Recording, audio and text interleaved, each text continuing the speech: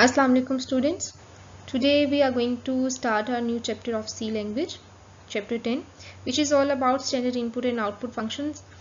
Half of the chapter will be covered in lecture 12 and the rest of the chapter will be covered in our upcoming lecture. So let's start.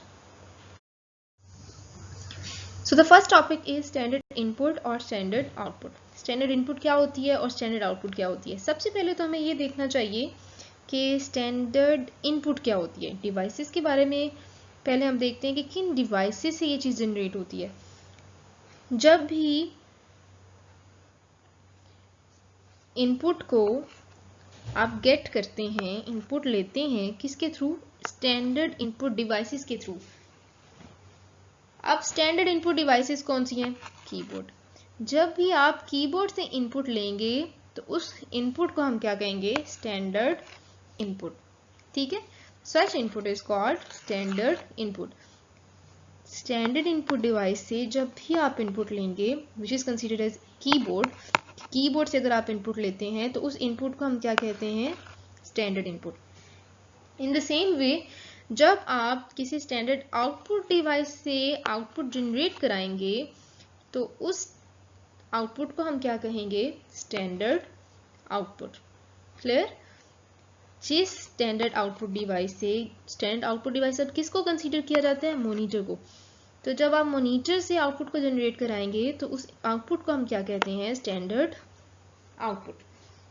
अब in standard input के लिए सी language में और standard output purpose के लिए हम क्या चीज़ use करते हैं? फंक्शंस यूज़ करते हैं, जिसके बारे में हमने फर्स्ट ऑलमोस्ट चैप्टर से डिस्कशन शुरू की हुई है। तो ये इसमें ज़रा डिटेल्ड टॉपिक आएगा उस बारे में। अब वो स्टैंडर्ड फंक्शंस कौन से हैं जो स्टैंडर्ड इनपुट और आउटपुट के लिए यूज होते हैं? These are the printf function and scanf function. अब इन फंक्शन को आप एक्सेस कैसे करोगे? These functions can be accessed by including the standard input and output library files. कि आपके पास या आपकी जो भी कोड फाइल है उसमें इस लाइब्रेरी फाइल का ऐड होना ज़रूरी है। और लाइब्रेरी फाइल कौन सी है? stdio.h। ये क्या है? Standard input output dot H. ये लाइब्रेरी फाइल का होना बहुत ज़रूरी है। अगर ये फाइल होगी तो ही आप इन दो फंक्शंस को एक्सेस कर सकते हैं। ये हमने फर्स्ट जब पहला कोड किया था, पहली कोडिंग की थी, पहला प्रोग्राम लिखा था, तो हमने टॉप पे इसी हेडर फाइल को ऐड कराया था, इंक्लूड कराया था। हैश इंक्लूड के साथ हम इसको मेंशन करते हैं ताकि आप जहाँ पे भी प्रोग्राम में प्रिंटफ और स्कैनफ यूज़ करें तो वो इसकी डेफिनेशन को यूज़ करते हुए कि इनका पर्पस क्या है उस कोडिंग को एग्जीक्यूट करा सके। तो सबसे पहले हम देखते हैं प्रिंटफ फंक्शन के बारे में कि किस लिए यूज़ होता है। प्रिंटफ फंक्शन यूज़ होता है आउटपुट को डिस्प्ले करने के लिए। किसी भी फॉर्मेटेड आउटपुट को डिस्प्ले करने के लिए हम जो चीज़ यूज़ करते हैं, जो फंक्शन यूज़ करते हैं, दैट इज़ प्रिंटफ फंक्शन। अब ये फंक्शन में क्या क्या टॉप जो है वो पार्ट्स होते हैं, किन किन चीज़ों को ये यूज़ करता है? It takes arguments. First of all इसमें आर्ग्यूमेंट्स यूज़ होते हैं, इसमें एक फॉर्मेट स्ट्रिंग यूज़ होगा और एक ऑप्शनल लिस्ट ऑफ आउटपुट होगी। ये तीन चीज़ें हैं जो आप इसमें यूज़ करते हैं। अब इसका सिंटेक्स क्या है? सबसे पहले आपने प्रिंटफ लिखना है, फिर आपने क्या करना है? फॉर्मेट स्ट्रिंग देना है। ये फॉर्मेट स्ट्रिंग क्या होता है ये हम सारा डिटेल अब हम नेक्स्ट अपकमिंग लेक्चर्स में देखेंगे। और उसके बाद आपने वेरिएबल 1, वेरिएबल 2, वेरिएबल 3 जितनी भी आपने आउटपुट शो करानी है वो सारी की सारी आपने यहाँ कॉमास के साथ उसको सेपरेट करके मेंशन करते जाना है। और एट द एंड आपने क्या चीज़ मेंशन करनी है? Statement terminator. अब यहाँ उसने एक बात कही है कि ये लिस्ट ऑफ जो आउटपुट है ये क्या है? ऑप्शनल सकते हैं और यूज़ नहीं भी कर सकते। तो अगर आप इसको ओमिट कर देंगे आपकी कोडिंग में या इसके सिंटेक्स में कोई भी एरर नहीं आएगा। तो शॉर्ट फॉर्म में हम इसको कैसे लिख सकते हैं? प्रिंटफ, और देन आपने क्या लिखना है? Format string. इस चीज़ को आपने स्किप कर दिया इस वाले पोर्शन को, तो नेक्स्ट आपके पास टर्मिनेटर आ जाएगा। अब हम ये देखते हैं कि फॉर्मेट स्ट्रिंग बेसिकली क्या होता है। फॉर्मेट स्ट्रिंग के बारे में ये कहा जाता है कि ये क्या है? आपका एक कैरेक्टर स्ट्रिंग है जो किस लिए यूज़ होता है? ये चीज़ बताने के लिए कि आपका जो डाटा है वो कैसे प्रिंट होगा और किस टाइप का होगा, ये सारी डिटेल आपने इसमें दी होती है। अब इसमें एक और बात जो हमने पीछे भी पढ़ी थी वो क्या थी कि इसमें आउटपुट वेरिएबल्स जो हैं वो क्या होते हैं? ऑप्शनल होते हैं। जो आउटपुट वेरिएबल्स हैं वो ऑप्शनल है और फॉर्मेट स्ट्रिंग क्या है आपका, कैरेक्टर स्ट्रिंग है। अब सबसे पहले hash include library files pre processor directives आपने ऐड करने हैं। ये आपने लाइब्रेरी फाइल ऐड कर दी। ये किस लिए होती है, स्टैंडर्ड इनपुट आउटपुट फंक्शंस को एक्सेस करने के लिए टॉप पे आपको ये सबसे पहले ऐड करनी पड़ती है। उसके बाद आपने क्या लेना होता है, मेन फंक्शन, देन डेलीमीटर्स। उसके बाद आपने जो भी वेरिएबल्स इसमें यूज करने हैं और उनकी जो जो वैल्यूज अगर प्री डिफाइंड आपने सेट करनी है, शुरू में इनिशियल सेट करनी है, तो वो मेंशन करनी है।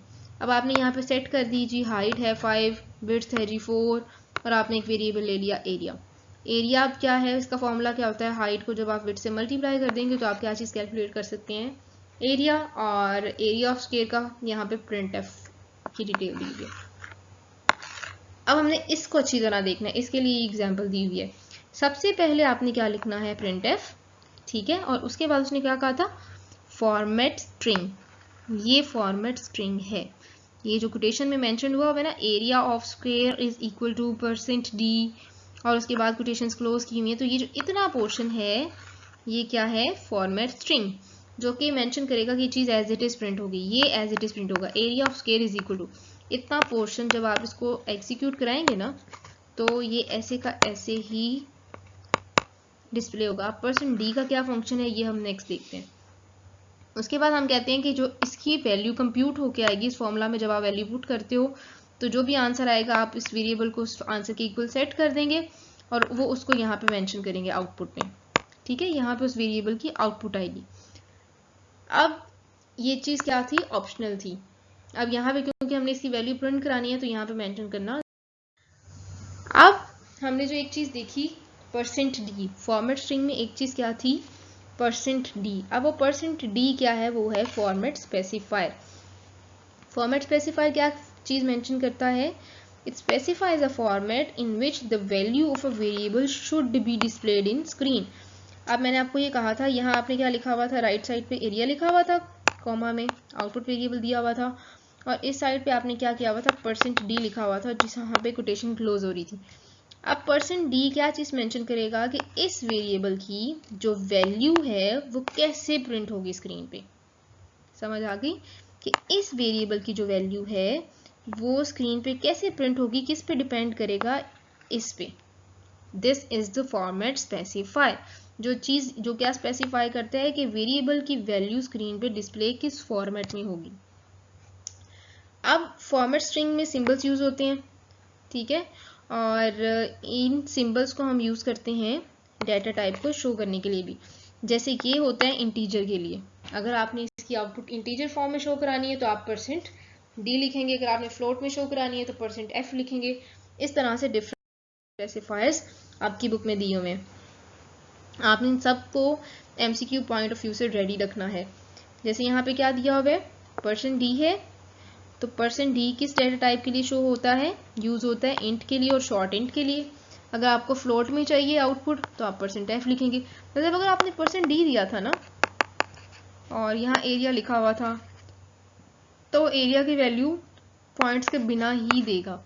सपोज अगर आंसर ये आ जाता है 156, तो उसने क्या करना है, सिर्फ इंटेग्रल पार्ट ही शो कराना है और बाकी वो 0 हो जाएगा, ठीक है। और अगर आप इसको %f देते हैं तो ये डेसिमल्स को शो करवाएगा। तो ये सिचुएशंस होती हैं, आपने हर एक का याद रखना है कि कौन सा सिंबल किस डेटा टाइप के लिए यूज होता है। %1f है तो ये डबल के लिए है, ये फ्लॉट डबल एक्सपोनेंशियल नोटेशन के लिए है, ये फ्लोटिंग पॉइंट के लिए, ये कैरेक्टर के लिए। सारे खैर आपने यूज तो नहीं आती उसमें होते हैं इस सी लैंग्वेज के कोर्स में, आपने सिर्फ एक या दो यूज करने हैं। मोस्ट कॉमनली जो यूज होने हैं और जो आपने भी करने हैं जनरली वो कौन से हैं, %d एंड %f। इनको आपने बहुत अच्छी तरह से याद भी रखना है और बाकी सबको आपने MCQ के पॉइंट ऑफ व्यू से, इन सबको आपने MCQ के पॉइंट ऑफ व्यू से लर्न करना है। नेक्स्ट हम ये देखते हैं कि कोई दो फ्लोटिंग पॉइंट नंबर्स लें, ठीक है, और उनको ऐड करने के लिए प्रोग्राम आपने कैसे राइट करना है और उसके बाद आपने उनका सम स्क्रीन पे शो कराना है।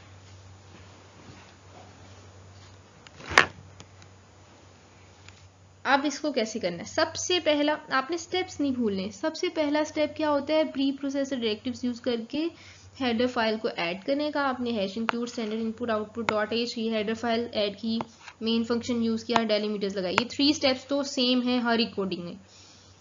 उसके बाद क्या चीज है, आपने वेरिएबल्स जो जो यूज करने थे, कितने वेरिएबल्स इसने कहे हैं, 2 फ्लोटिंग पॉइंट नंबर्स, ठीक है। तो इसलिए हमने डेटा टाइप क्या ली, फ्लोट, और 2 फ्लोटिंग पॉइंट नंबर्स हैं तो वेरिएबल 1 और वेरिएबल 2।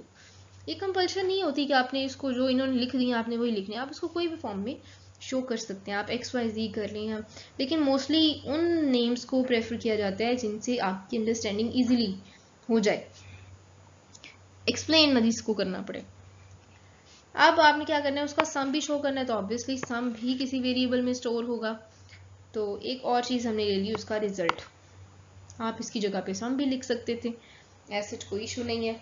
अब RES एक वेरिएबल ये ले लिया, VAR1 और VAR2, वेरिएबल 1 वेरिएबल 2 और रिजल्ट, ये आपने 3 वेरिएबल्स ले लिए। अब आपने इन 2 वेरिएबल्स की वैल्यू सेट की, असाइन की। ये हम क्या कर रहे हैं, यहाँ हमने क्या किया है, उसको डिक्लेयर किया है। यहाँ हमने क्या किया है, वेरिएबल को डिक्लेयर किया है, और यहाँ हम क्या कर रहे हैं, इनको वैल्यूज असाइन करें। असाइनमेंट स्टेटमेंट्स हैं ये। असाइनमेंट स्टेटमेंट कौन सी होती है, जिसमें ये असाइनमेंट ऑपरेटर यूज होता है। अब आपने वेरिएबल 1 को ये वैल्यू असाइन कर दी, वेरिएबल 2 को आपने ये वैल्यू असाइन कर दी। अब रिजल्ट इसका क्या, रिजल्ट में क्या होगा कि वेरिएबल 1 और वेरिएबल 2 इन दोनों को क्या करेंगे, ऐड करेंगे। अब जो मेन टास्क है वो क्या है, प्रिंट एफ स्टेटमेंट को कैसे लिखा जाए। आप ये देखें, आउटपुट ऐसी आनी चाहिए। अब ऐसी आउटपुट कैसे आएगी, ऐसी आउटपुट तब आएगी जब आप उसको इस फॉर्मेट में लिखेंगे। इस फॉर्मेट में लिखने का अब प्रोसीजर क्या है कि सबसे पहले आपको यहाँ पे वैल्यू चाहिए किसी वेरिएबल की, दैट मीन्स आपको अपनी फॉर्मेट स्ट्रिंग में एक फॉर्मेट स्पेसिफायर मेंशन करना पड़ेगा। आपको फ्लोटिंग में ही चाहिए क्योंकि उसने कहा था फ्लोटिंग पॉइंट नंबर्स होने चाहिए, तो हमने क्या लिखा, %f। फिर प्लस का साइन चाहिए, प्लस जब भी आपको किसी वेरिएबल की वैल्यू चाहिए होगी तो आपको यहाँ पे फॉर्मेट स्पेसिफायर मेंशन करना पड़ेगा, उसके बगैर किसी भी वेरिएबल की वैल्यू प्रिंट एफ में प्रिंट नहीं हो सकती। उसके बाद दूसरा वेरिएबल आना चाहिए, दूसरी वैल्यू आनी चाहिए, तो फिर हमने सेकेंड प्रिंट एफ ले लिया। फिर इक्वल का साइन आना चाहिए, ऐसे ही हो रहा है ना यहाँ पे भी, कि पहले वैल्यू आ रही है, फिर प्लस का साइन आ रहा है, फिर वैल्यू आ रही है सेकेंड वेरिएबल की, फिर इक्वल साइन आ रहा है, फिर वैल्यू आ रही है। तो आपने इसी फॉर्मेट पे इसको पहले %f, ठीक है, फिर क्या आएगा, प्लस साइन, फिर %f, और फिर इक्वल साइन, और फिर %f, ऐसे इस चीज को फॉलो करेंगे। अब यहाँ पे फॉर्मेट स्ट्रिंग क्या हो जाएगा, क्लोज। इतने पोर्शन में ये आपका क्लोज हो जाता है, %f plus %f is equal to %f। अब आपने क्या किया, यहाँ मेंशन कर दिया वैल्यूज, यहाँ पे जिन वेरिएबल्स की वैल्यूज को आपने शो करना है। फर्स्ट पर्सन पे आप एफ पे आपने किस वेरिएबल की वैल्यू को शो करना था, वेरिएबल 1 की, तो आपने अल्टीमेटली यहाँ पे वेरिएबल 1 लिख दिया। फिर यहाँ पे आपको वेरिएबल 2 की वैल्यू चाहिए तो आपने वेरिएबल 2 लिख दिया। यहाँ पे आपको रिजल्ट की वैल्यू चाहिए तो फिर आपने रिजल्ट लिख लिया।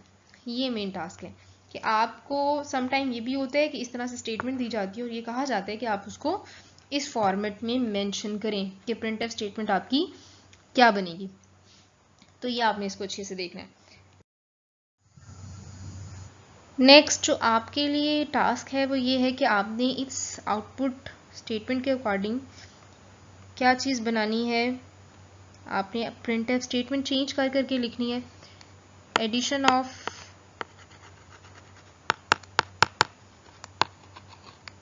To numbers is equal to 65.77, ये आनी चाहिए। एक स्टेटमेंट आपने इसके अकॉर्डिंग, सिर्फ प्रिंटफ स्टेटमेंट आपने मुझे बना के सेंड करनी है, चाहे टाइप करके टेक्स्ट पे सेंड कर दें, चाहे जैसे भी।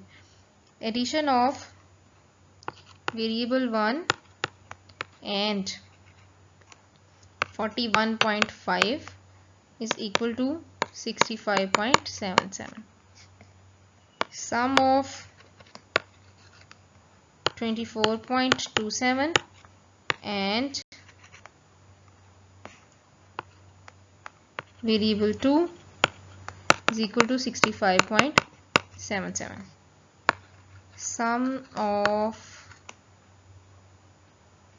two numbers 24.27 and 41.5 is 65.77. ये 3 फॉर्मेट्स हैं, 4. इन 4 फॉर्मेट्स में आपने मुझे अपनी प्रिंट एफ स्टेटमेंट को मोल्ड करके तो आपने मुझे सेंड करनी है. ठीक है. अल्लाह हाफ़िज़.